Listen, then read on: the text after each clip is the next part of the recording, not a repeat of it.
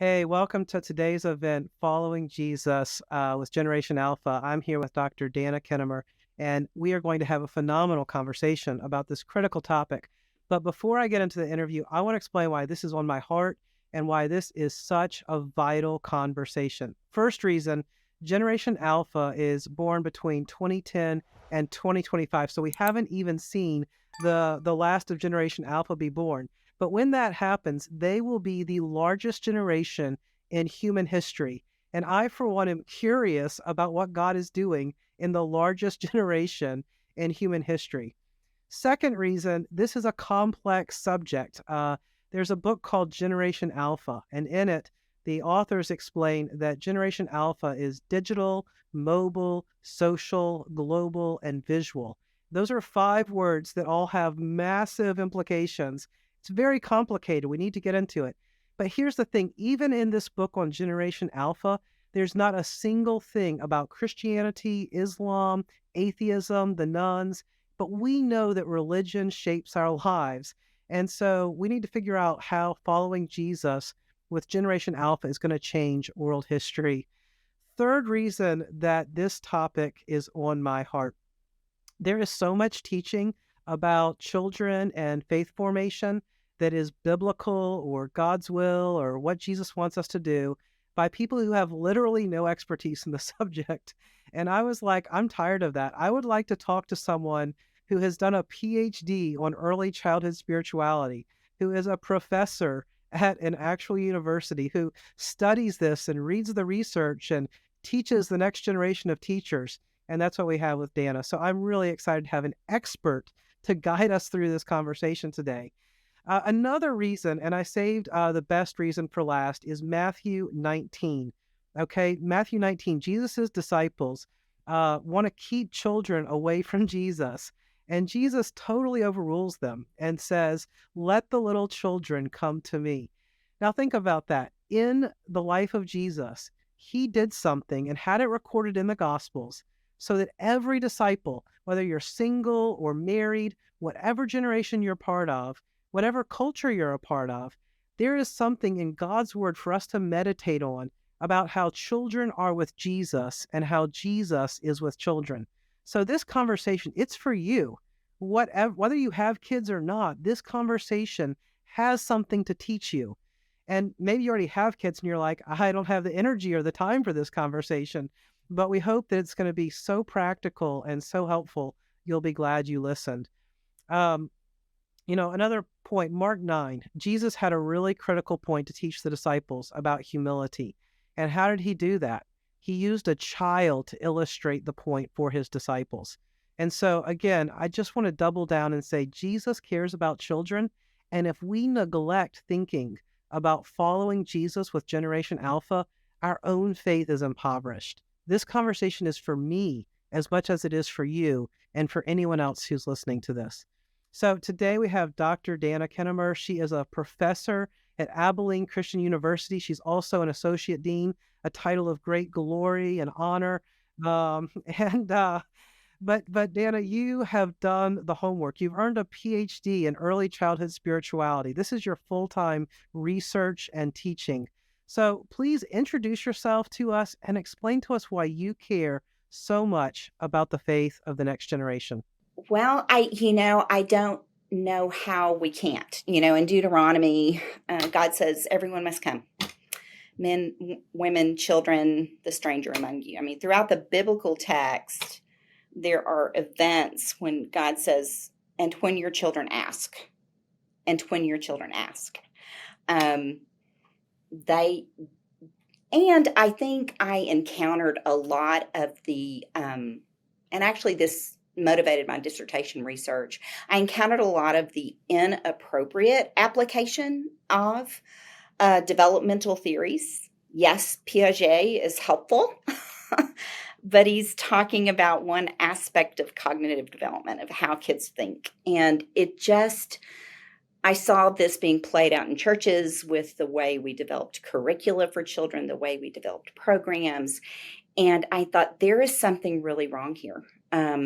Yes, Piaget can give us some questions to ask about what children are like, but Piaget cannot guide us appropriately in how we walk this spiritual journey with children. And the word with is so important to me. I'm so glad you started with those key scriptures about Jesus saying, look at these kids. I'm serious. Look at them. Sophia Cavalletti, in my early research journey, she's the author of The Religious Potential of the Child. She says that Jesus, when he did that, was calling us to a lifelong journey of growth and transformation with children. And so, like you said, it doesn't matter if you're still a kid, still have kids.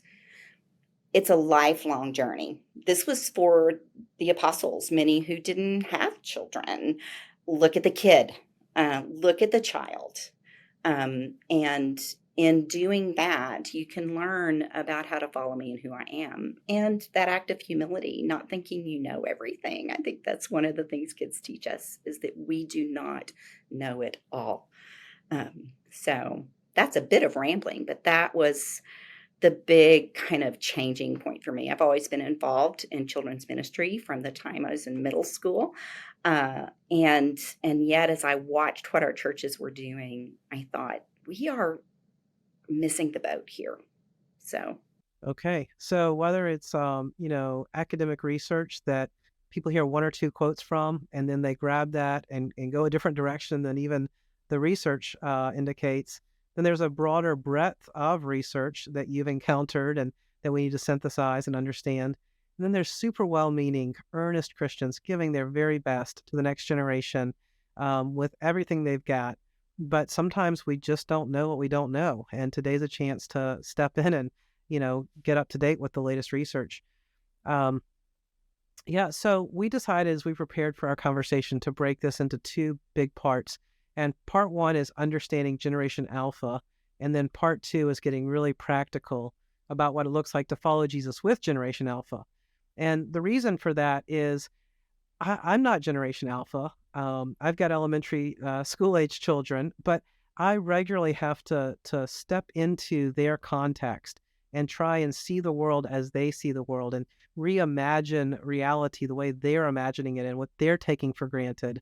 I was thinking about my kids came home and they said that no one understood a math problem because the math problem asked the kids to look at a fuel gauge and determine the fraction of fuel left in the fuel gauge.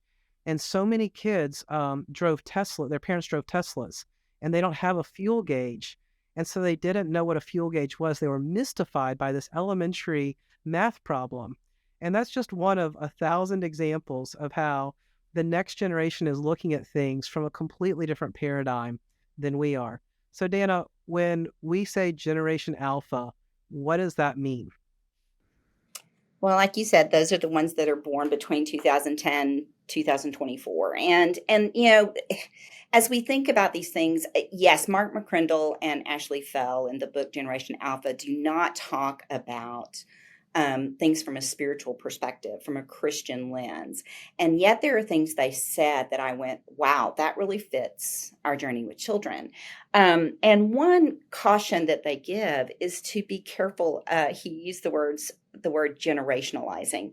We're not looking at generational stereotypes. We are trying to look at how to have a lens of what questions to ask. And I think that's what's most important for us as people who follow Jesus, is what new questions are arising as we're walking this journey with children who are living in this time where they have never not lived in a digital age.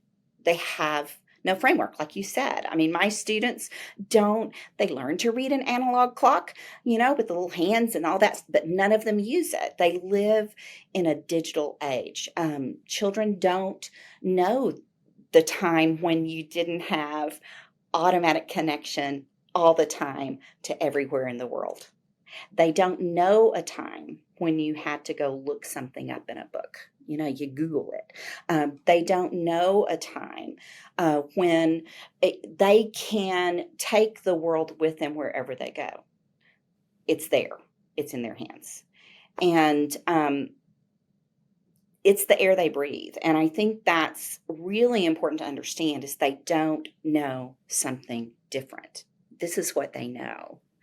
They may see it in a movie. They may be told, oh, here's what a gas gauge looks like. But that's not their world. They do not have any picture of that. So tell us more about, again, we don't want to stereotype the largest generation in human history. Every individual is going to have their own way of navigating their generation. But give us some rules of thumb or some common experiences. Help us with what's taken for granted, and help us get a handle on the air they do breathe. It's digital. What else is kind of part of the culture of Generation Alpha? Well, obviously, COVID had a pretty significant impact on these kids.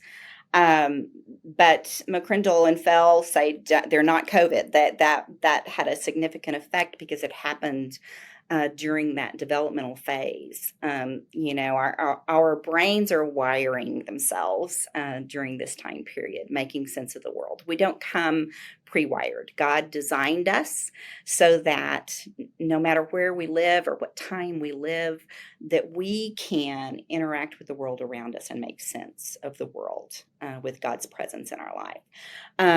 But they are, like you said, very social, and yet they're disconnected. Their social experience is on a screen. COVID affected them. What we see with kids now is after that, they have a shorter attention span. They even have some discomfort with social interaction that they're working through. They're working through it, but that is part of it. I think we have to look at our own experience in generation. I shared with you earlier that we had our alumni back. I work in teacher preparation, and we invite our alumni back in their first 5 years of teaching every summer for some professional development, but for some spiritual renewal. And they were talking about the difficulty of navigating our current climate of gun violence. I remember, I'm old enough to remember in first grade doing nuclear bomb drills. Yes. And what we did was we got under our desk. I don't know why we thought that would be helpful, but we did. But from that point forward, fire drills, those kinds of things. My 22 to 27-year-old teachers are having to prepare children for the possibility that someone will come into the room and shoot them. That's another issue that they're dealing with. The technology is obviously one of the biggest ones. And that raises some huge questions about how we really interact with people, what it means to be in a relationship. How do we determine what's true? Some of my alumni were also talking about those who work with middle schoolers with this emergence of AI and how it's showing up now in kids' writing, and they don't know ethical uses of technology, and it's a real struggle. So those are some of the things that are different. There's an author, Phyllis Tickle, who wrote the book, The Great Emergence. It's a wonderful book. She's a Christian church historian and talks about that, how every 500 years, we lost her. Well, we didn't lose her. She went home to be with Jesus in 2015.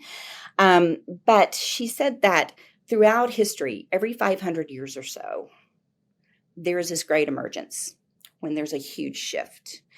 And McCrindle notes that too. And she noted that as she was writing her book in like 2008, etc., that we're on a great emergence, that this is a different time. The questions are different. So those are some of the things. They're global. They don't have those same lines in their world. They can get instant information from global perspectives wherever they are. A lot of this is shaped by technology. And so a lot of the differences they are encountering, the primary issue is this digital era in which they live. So as we think about that, there are questions about very existential, like, am I safe?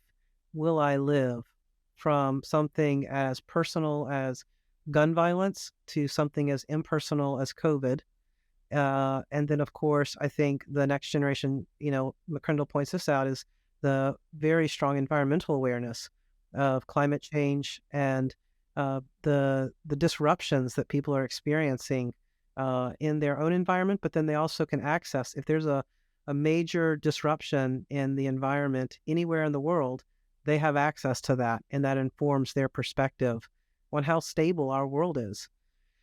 And I think I would love it if I could go back and do middle school and high school with generative AI. And that would really help me knock out some homework sets. So that's changing the idea of what it means to learn something, what it means to be successful in school, what is cheating, what is just being efficient and productive. Um, and also, when you can get the answer with like that from, a generative AI, or from searching Google or searching YouTube or asking someone on TikTok, when the information is that readily available, what is education for?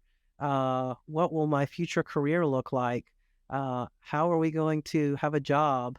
I mean, very fundamental things about the health, our environment, our learning process, our careers. All of these things seem to be in flux, and there's a level of uncertainty that's in the air for the next generation. Yes. And the question about what does it mean to learn is a big one because for this generation, the questions they're going to have to ask don't exist yet.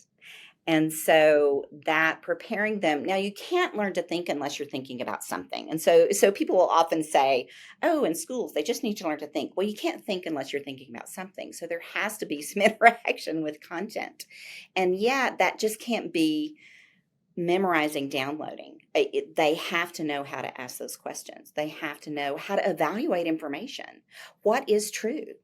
That is with AI.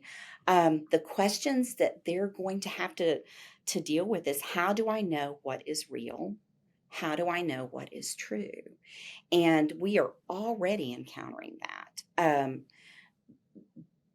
The world they're going to navigate is very different than the world we have now. In schools, we often before said we're preparing them to be productive citizens, right? So they're going to enter the workforce. Well, this generation is going to enter the workforce. They will often change jobs every 3 years. Often the jobs they have as they get older don't even exist now. And so, yes, there's some questions that are incredibly important about what does it mean to educate. And on the spiritual side, right, there are questions about what does it mean to be human? What does it mean to be in relationship with someone? What does true relationship look like? Lots of questions for them about, in the midst of all this crazy information, how do I stop? How can I pull away? The FOMO thing, the fear of missing out. Even my aging mother, who I lost in November, who lived with plug-in phones, um, experienced this anxiety when she didn't have her phone with her because she would miss a call. And I would say, Mom, remember, we didn't always get a call. And so there's this urgency that sort of surrounds their day-to-day life about staying connected. And as I read those things in McCrindle and Fell's book, I thought there's some really important spiritual questions to engage in as we think about those issues for our children. Absolutely. Yeah, there's not a box you can put spirituality into. Spirituality is our identity and our way of life in the world, our community, and our bodies, our physical environment. It has to be something that affects everything.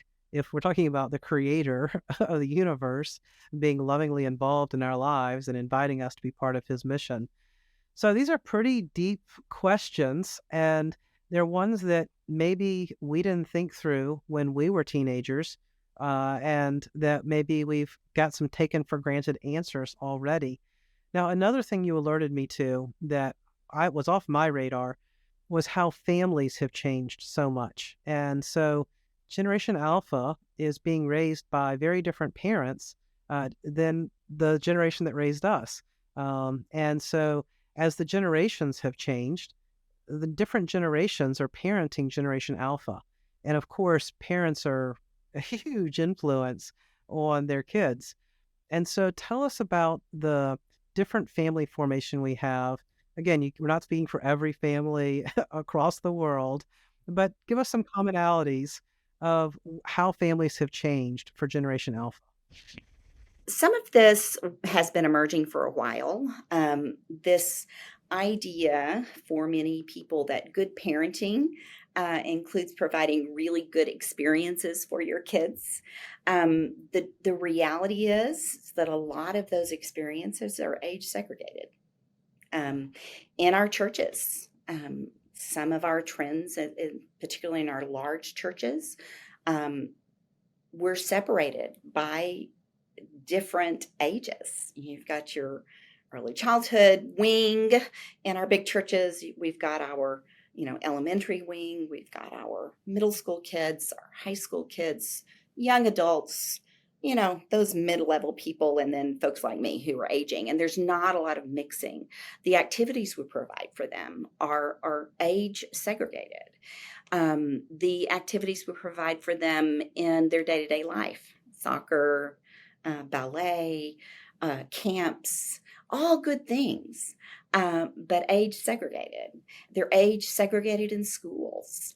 And so because our children, it's been a long time ago that David Elkind wrote the book, The Hurried Child. I think it's been almost 20 years, but he cautioned against this overscheduling of children. That is a pretty big trend right now, is that children are scheduled a lot.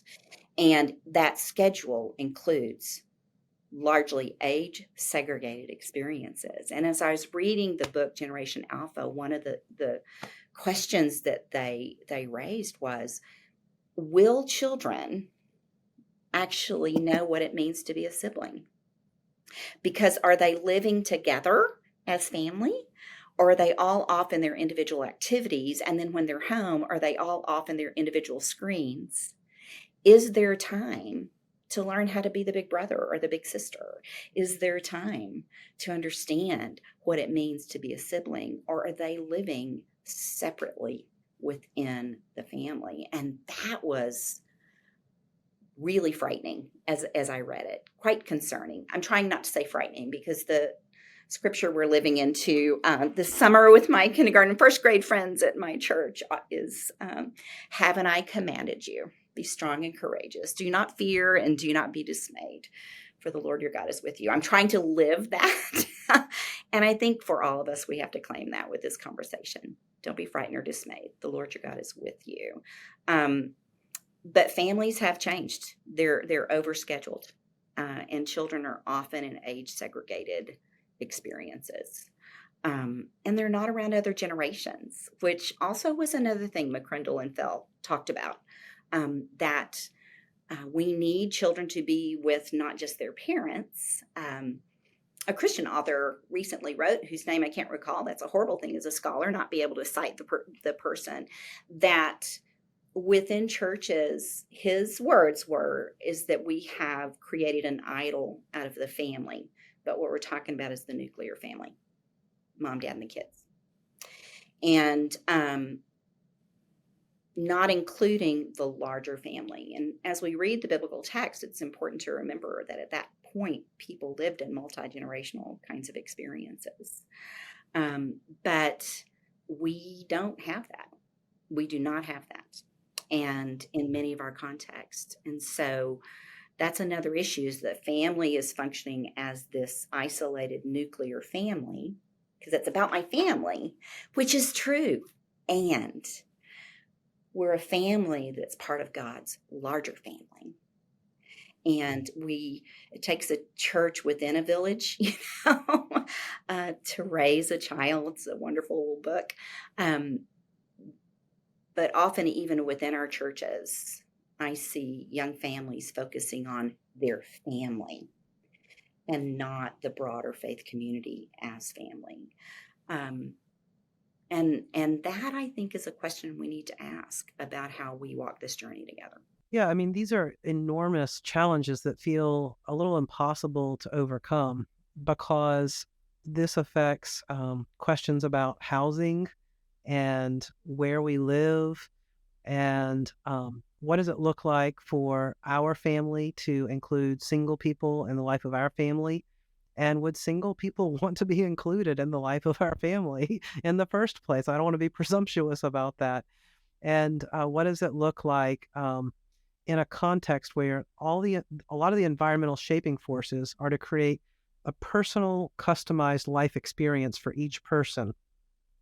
And so you're saying even within a family, every person is in their own bubble. They may live in the same physical structure, but they all live in different virtual worlds and different social worlds. And they that's a dramatic change in the experience of what it is to be in a family. And this clarifies for me what a gift I had that my grandparents brought me and my aunts and uncles and my cousins together on a regular basis. And so I grew up knowing what it was like to have cousins, uncles, aunts, and grandparents as part of my life experience. And we shared time together because my grandparents brought us together. And it's very interesting to think about how that was perhaps unique, but also what a shift we have for the next generation. So, Dana, we want to move into practical things to follow Jesus Generation Alpha, but I just want to pause. There's a lot of complexity here. There's a lot of novelty here. There's a lot ambiguity here. What else would you say? Hey, here's some questions to be asking. Here's some places to be curious as you're paying attention to Generation Alpha. I think one of the big questions to ask is how do we help them be still? But what that means is we have to ask ourselves that same question. As I read the book, I just kept hearing God's call to Sabbath. And Sabbath, Jesus said Sabbath wasn't, man was not made for the Sabbath. Sabbath was made for man. It's something God knows we need, but it's also an act of trust to claim that Sabbath. I watch families out to eat and they're all on their screens. Are we willing to put it away? I think that's one of the big questions is how do we ourselves as the grown-ups who are walking with these children, how do we claim Sabbath? And how do we claim rest? And how do we draw them into that? I do think it's a really important question to ask. Okay, they are generationally separated. How can I find that? How can, within my faith community, how can we do that? At our church a few years ago, it's been several, my children were young at the time, we had gone on some mission trips to Mexico as the grown-ups. And then, we were going to go on our third summer together and talking about where we felt God was leading us. Did we feel led back to the same place? And one of the couples said, well, I think we need to tell you that God is calling us not to go on another trip like this. If we do another mission trip, we feel God is calling us to take our children. And we were all thinking, oh, well, yeah, that's what I was thinking too. No, it was sort of a wake up. And so we went on a mission trip together with children aged 10 to 16 and families. There were 40 of us. There were 10 families. I think finding ways to do things differently and ask the question, how can, despite the structures that exist that often we've created and participated in, how can we deconstruct those? And those can be simple ways. At our church recently, the high school class met with one of the older adult classes for a time. And it was lovely. And they formed relationship. And they were able to hear from the older adults things that they walked through. Children need to know that this life can be lived well and with hope despite challenges. And they get that when they walk with people who have done it. Yeah, the one thing I've learned in my current studies is I was taught this very powerful idea that children learn to walk and talk by watching their parents walk and talk. And that's why children typically learn the language their parents speak at home because they hear it and so they learn to say it. And this was used as a metaphor for how we also learn to walk and talk Jesus. And it's by seeing how parents walk and talk Jesus, or how another generation walks and talks Jesus, that modeling is imitated by the next generation. And especially if there's trust and it's a good model that inspires. Otherwise, if it's a bad model, I think perhaps it leads to rebellion and rejection, right? So it's very visceral, this walking and talking Jesus. So one of the core values that my local church has is intergenerational. And I'm so grateful for the wisdom that said we're going to put intergenerational as a core value, because then that, I'm not saying we've arrived there. No one would say we've arrived there. But just by saying that's a value, it creates conversations. Well, how would we do this in an intergenerational way? And sometimes you can't. But because it's a value that's part of the decision-making process, we're regularly saying, but could we do this in an intergenerational way? And that leads to a whole new set of creativity and possibilities in how we walk Jesus together. So let's get to the practical side of this. I've been nerding out with you about the sociology, but I think a lot of people want something they can practice. I was challenged by a Barna study I read. I want to read their summary finding. They said parents typically have no plan for the spiritual development of their children, do not consider it a priority, have little or no training on how to nurture a child's faith, have no related standard or goals they are seeking to satisfy, and experience no accountability for their efforts. And I thought, well, what's the good news, Barna? I mean, that was pretty discouraging. And so, but if you are a parent, for instance, or a single person, and you are watching this because you want to help, you want to follow Jesus with Generation Alpha, I have good news. Like Christian Smith says, the good news is, among all possible influences, parents exert far and away the greatest influence on their children's religious outcomes. And we can think about Deuteronomy 6, where Moses first tells all the gathered Israelites, first, you put God's word in your heart. He says to do that first. And after you put it in your heart, then teach it to the next generation wherever you go. So, Dana, what does it look like for parents or older adults, single or married, whoever you are? What does it look like for us to model an authentic faith for Generation Alpha? Okay, I'm gonna, and I have not ever done this before, but now I'm hearing this word, and I'm thinking about instructional context, how it's used. Okay, I model a math problem and how to solve that. I model how to read, and I think it's a valid word, but I think it's important that we're not just modeling, but we're actually living this walk in authenticity. And it comes back to that central, what Jesus said was important. Love the Lord your God with all your heart and all your soul and all your mind and all your strength, and love your neighbor and yourself as yourself. I think that we need to do our own check with, are we, and we never get it perfect, are we seeking to live into that way of love? Are we seeking to live our lives in a way that are consistent with the beliefs we profess? Is it just cognitive and a list of beliefs, or is this who I truly am? And that, again, is not work we do alone. In fact, we can't. That's work that requires us to surrender to the Spirit's leading. And to do that as parents or faith community, we have to surrender in humility. I think it's also really important as we parent our children to know that our children are not us. There's a lot about them genetically, etc., where they have similarities, and yet to receive them as who they are, I think, is so important. My son and my daughter were very different, not just because of gender, but because of their way of being in the world. And they needed something different. My son often needed ways to serve God with physicality. He's a firefighter now, shocker.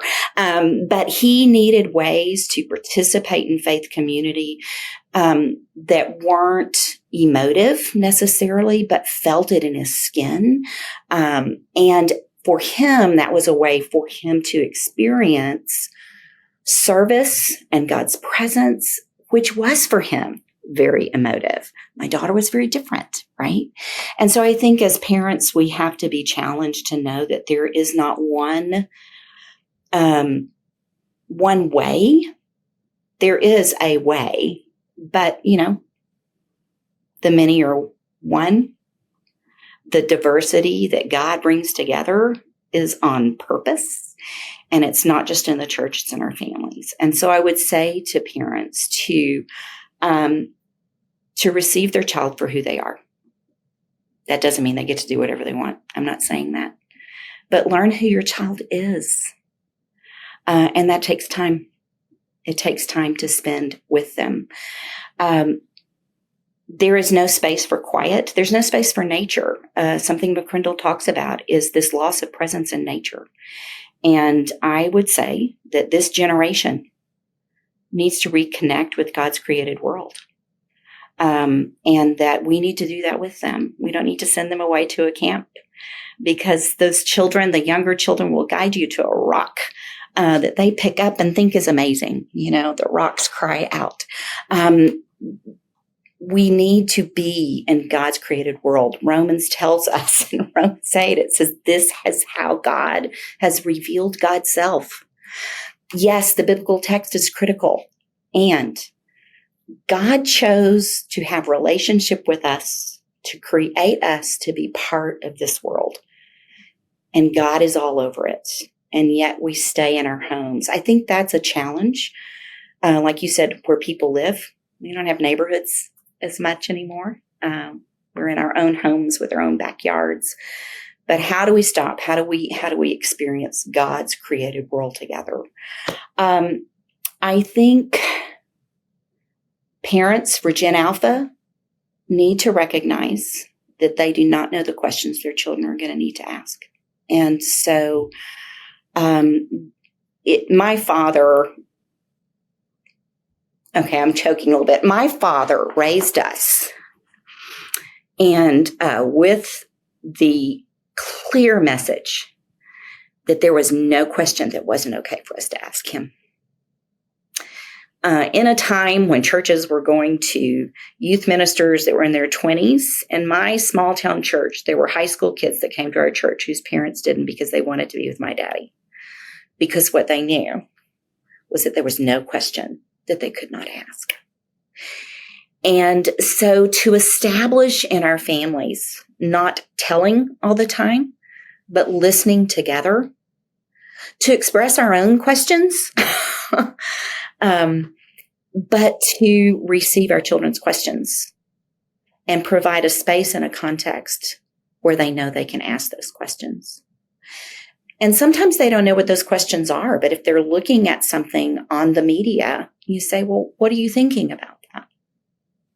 What questions do you have about that? And we think that we can protect them from all of that, but you already said there's no way to protect them from those things they see. Even if you send them to private Christian schools, they're going to have gun drills, right? They're going to see things. And so part of this way of faith is living in the questions with them, recognizing we don't, as parents, have all the answers, but we know the one who does. And that sometimes God calls us to live in the tension of not knowing, right? And so I think recognizing that as parents, you don't necessarily know all the answers because you do not know the questions, but establishing a culture in your family and in your church that questions are okay. And in fact, they're not just okay, they're wanted. As I walk with children in our church, we live in questions, and they ask questions as much as I do. Brief story of Pentecost, obviously recently. We lived in that story again. And I told them that people who follow Jesus all over the world. There's some stories we tell when we gather every year, and that this is one of those stories. This story is one we tell every year. And so I said, I wonder why. And they came up with all kinds of things, but one child then raised his own question. He said, so I want to go back to the fire. And I said, okay. And he said, did it burn their heads? Which we can giggle and trivialize, right? And I said, well, that's interesting. And rather than rushing to answer, which God has taught me not to do, I said, well, does anybody have any idea about that? And we sat for a minute. And one of my first grade friends said, well, you know what? This reminds me of Moses and the burning bush. There was fire, but it didn't burn it up. I said, well, that is really interesting. So I hadn't thought about that. And I hadn't. Legitimately made that connection. And I said, so how else might this be similar? And this little friend, I won't say his exact words because I can't remember, but he said, well, number one, it got Moses' attention. And I think the fire got their attention. And I think too, God made him take his shoes off because it was holy. And this was a holy time. And Moses was nervous, but God had a job for him and he gave him the words. And I think that's what happened here. Okay. I have learned to trust that sometimes children can guide me into a text, into a story, into a spiritual experience in ways that I would not have had I not made space for questions. And like I said, this generation, they're going to have to ask questions. They're going to have to know which questions to ask. They're going to have people that will sit with them in those questions and struggle, seek and knock and seek and knock. I think the questions are a big thing for me with parents. Yeah, I see you underscoring and emphasizing questions. And,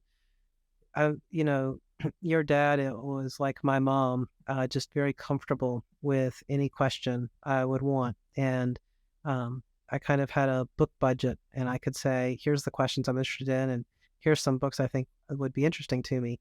And they could be by Christians or atheists or whoever. And she was like, if those are the books you want to read to explore this, I'll get them for you. And she found a way to get those books for me and found mentors. And in high school, I was invited to go be with one of the teachers from my high school had a reading group, and they were reading, Foucault and Derrida. And I was into that, and they welcomed me to come and ask all my questions about these philosophers who were way over my head as a high schooler. But I grew up in a context where it was okay to ask any question. And that's probably why in Uncommon Pursuit, our online community, we say you can ask unlimited questions. And unless we ourselves are comfortable with asking our questions about the Bible and about faith and about the world, and getting comfortable asking those questions and dialoguing about them with each other, then we won't have the practice we need when the next generation asks us their questions. And I think if we have too much certitude or a resistance or an avoidance of doubt, that it's going to not have that Sabbath rest in our hearts when really challenging questions come. And I've been discouraged sometimes.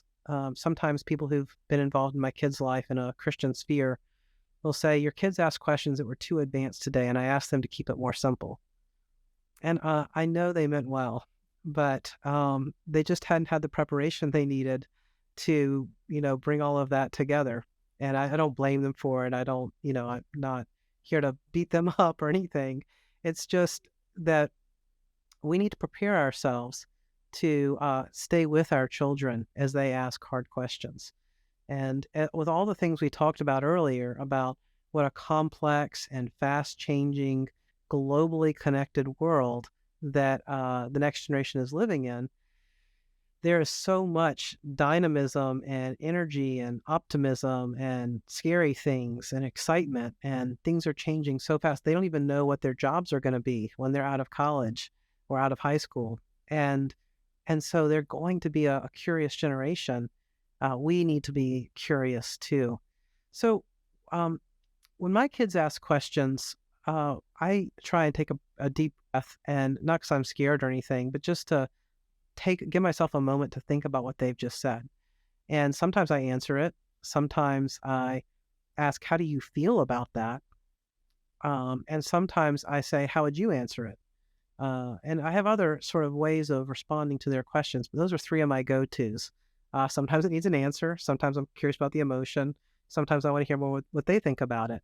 Um, but what would you say are some of the ways that we can be with the next generation in their questions that would not just model, as you put it, but that would show a transformed life, a way that is living with God?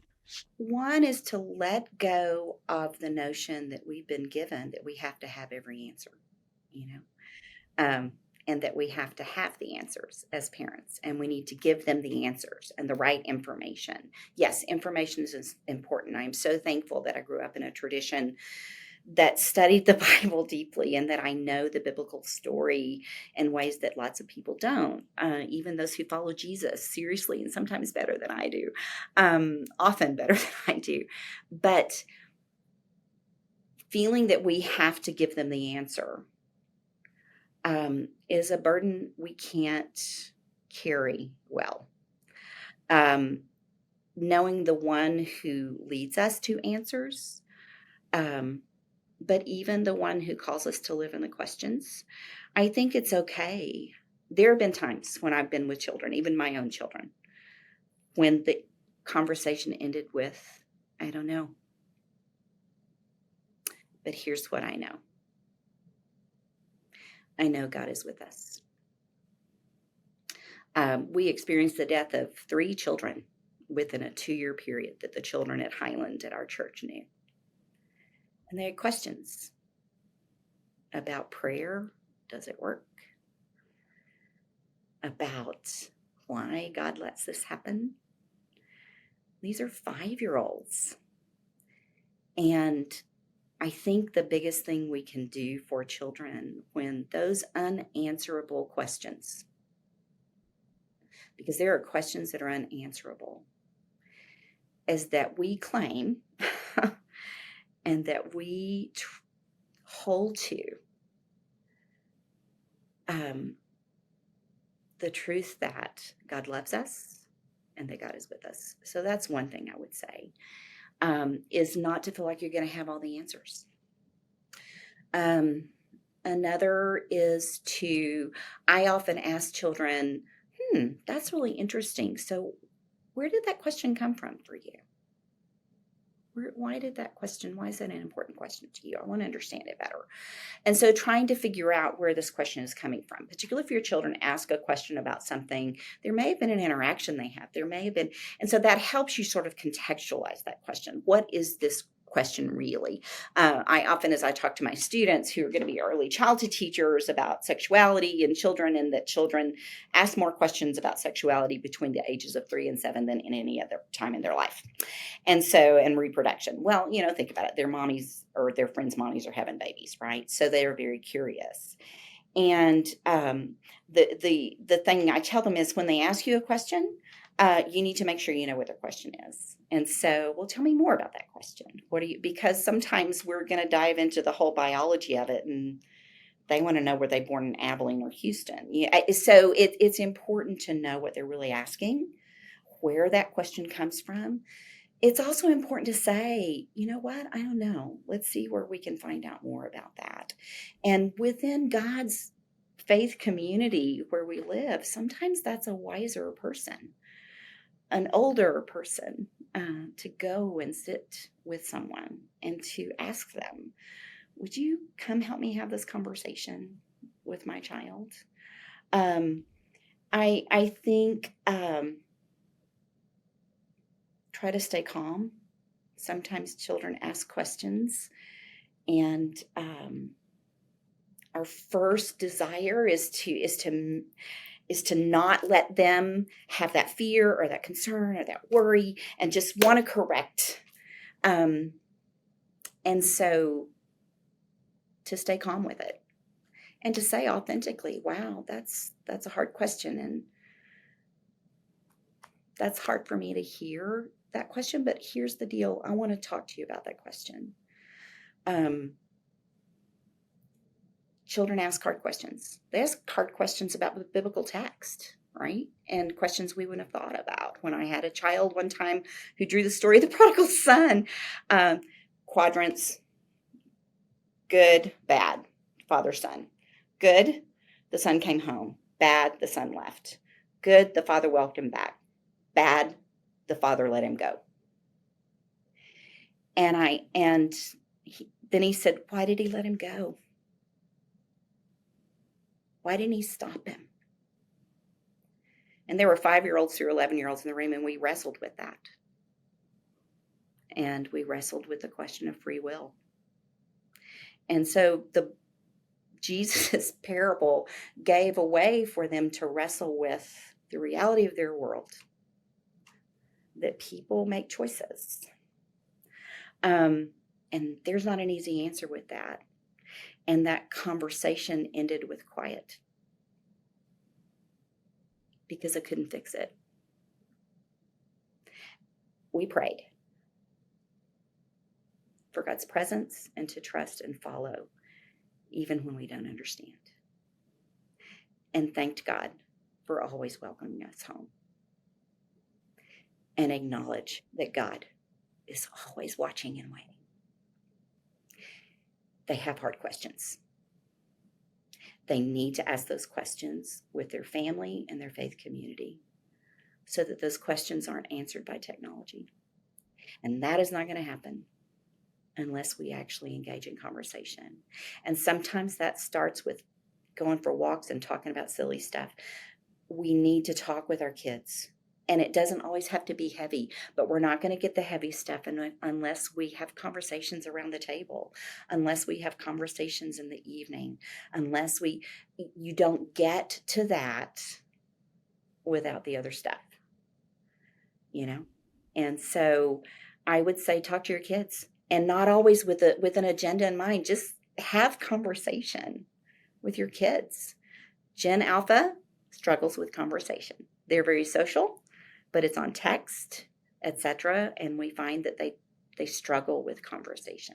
Yeah, this is a really deep thread, because this is we're talking about questions in a sense, but we're talking about much deeper things like, who am I? Who is God? How do I relate to God? Who are we in our family? What do we value? How do we deal with the irresolvable mysteries of life? And I'm glad you shared all that, because, yeah, one of my most common answers is, I don't know. And if I can look it up on Google, that's one thing. But if it's a question like you've been raising, there's no looking it up on Google. It's the experience of how we walk through that together that's more important than, getting to a textbook answer, I think. So it's very powerful. So, Dana, one of the things you taught me about in our preparation was you encouraged me that we don't want to underestimate children, and that they have things to teach us too. And I'm really grateful, because sometimes the mental model is, I parent, you child, I will guide you in the way you need to go. And there is some of that for sure, right? But you reversed that, and you invited me to think about, well, what does it look like to see our children as guides and teachers who can point us into something new about following Jesus? So give us some examples, and how does your research, and why is that something that is so important to you? Well, I think that, and part of this is our developmental lens, and I'm an early childhood person. So the developmental stuff is really important to me. And I do think we need to protect childhood for what it is. Okay. Children are not little adults, and they need to play, and they need to explore, and they need actual relationship with people, and they are children, and still they are not less than spiritually. From the lips of infants and children, God has ordained praise in Psalm 8. And so do we or do we not believe that? And so respecting children as fellow pilgrims on this journey of faith, that's not mine, that's Westerhoff, that we're a little farther along perhaps in the journey, but we are both on this journey. And it's that tension of, yes, I need to teach them things, but also knowing that a little child shall lead them. Those are two things that have to live together in the same space. But I think as we've become so driven by developmental stages, etc., we define young children often by what they cannot yet do, rather than recognizing that there are things children can do that we've forgotten how to do.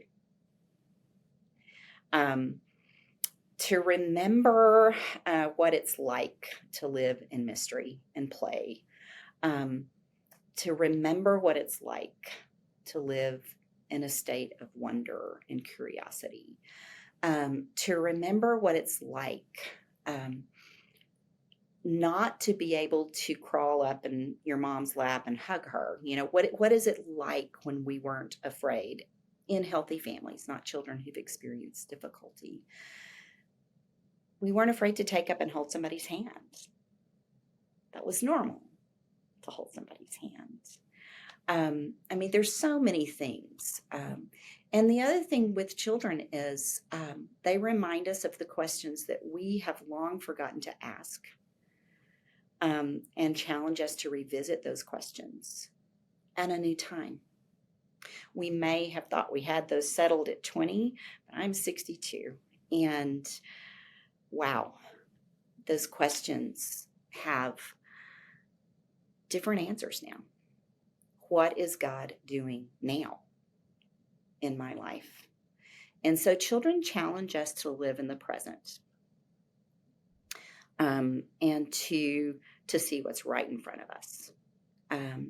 While we're always thinking about what are we going to, what is our plan for the future? What is our plan for them for the future? What do they need to, where do they need to go to school? Rather than realizing that children can teach us how to be in the present. Those are some of the things that I think are powerful that we need to recognize about children and not trivialize it. We often look at children with isn't that just precious that they said that? And so we miss the profound ways that God speaks through them. We miss why Jesus put a child in the midst. We miss it because we have trivialized it as they're just not there yet.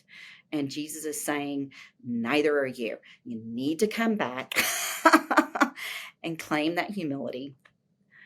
Remember, you don't have it all figured out. Remember that this world is full of wonder. You need to remember. And so those aren't practical answers, but I think it is a shift we need to make. We have been so focused in our culture and continue to be on preparing children for adulthood, getting them ready for the next thing.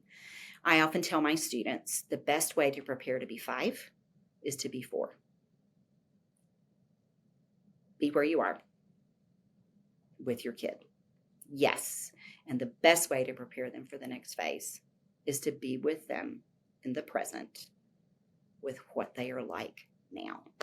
Yeah, I sense that our culture, not that it's different from any other generation perhaps, but is obsessed with things like power and influence and wealth and winning. Those are all, big deal in our culture.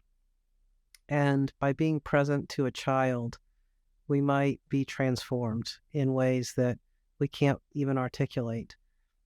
And so, it's kind of sad. This conversation is especially for those who don't see why they need to look at children. There's this miracle in our midst, this witness to something about the kingdom of God walking all around us. And we're missing the miracle God's doing in our communities and our families because we're, dialed into our own world with our screen, right? So, Dana, there's so much more to cover here. I mean, this is, if I was to say to you, I guess, like, what does it look like to follow Jesus with Generation Alpha? Perhaps in light of our conversation, one of your answers would be, I don't know. There's more to, they haven't all been born yet. We don't yet know what it looks like to follow Jesus with Generation Alpha. And perhaps that's a beautiful landing point for our conversation. But I want to give you the final word. What would you want to emphasize or bring into the conversation that I've failed to ask about? What does it look like to follow Jesus with Generation Alpha? Final words. To be present, in the present. And that requires that we, as the grown-ups around them, are willing to be present. And that's not doing stuff for or doing stuff, that's being with. And I think that's what's missing a lot. While they're highly social and they're hyper connected, being with them. We will not know what they need unless we are with them and present. And I'll say again, I believe God is calling us to reclaim Sabbath. Technology, the digital era, robs us of that in ways that are new and very concerning. And I believe parents and God's people in general must trust God enough to turn it off, which is kind of ironic because we're sitting there on a computer screen. There's good stuff with this, but I do believe that in this, God is calling us to trust and receive, not obey, although there's obedience, but receive the gift of Sabbath. I love that. That's beautiful because Sabbath is a space, it's a gift from God to be with God. And as we experience that gift of being with God, we are then able to give that gift of being with others. One of the unusual decisions I made for Uncommon Pursuit is our online community, you can't create posts in it from Saturday night to Monday morning. And it's a way of saying, maybe when you go there and you're like, oh, I want to make a post. Well, you can't. And it's a reminder to go and be with God and be with those in your local context. And so it's one of the ways we try and create this habit of saying, wow, what a gift that the global church can come together and encourage each other in being changed by God to be like Jesus and to participate in God's mission and to be awakened to all that God's doing around us. But hey, we can turn this off one day a week. It'll be okay. Well, Dana, you've shared a lot of wisdom with us, and I'm so grateful for your heart and how you take the depth of academic research you've done and make it so conversational and so approachable. That's a real gift. And you've got some recommended resources for us. I've got a list of those. I'm going to put those in the description of this video so that you can get those and take some further steps down the rabbit trails we've gone on today. If you enjoyed this conversation and we were able to help you, the best gift you could give us in return is to allow us to help others. And the way you do that is by liking this video, dropping a comment, subscribing to the channel, and then clicking share and sharing this on social media or sending an email to people at your church and saying, hey, watch this conversation. This is something we need to be talking about as a church community. So if you would do those few steps for us, that would really help us serve others as we awaken to what God's doing in Generation Alpha. And thank you so much for joining us, Dana. It's been a privilege to have you on today. Thank you for watching. I hope to see you again next time.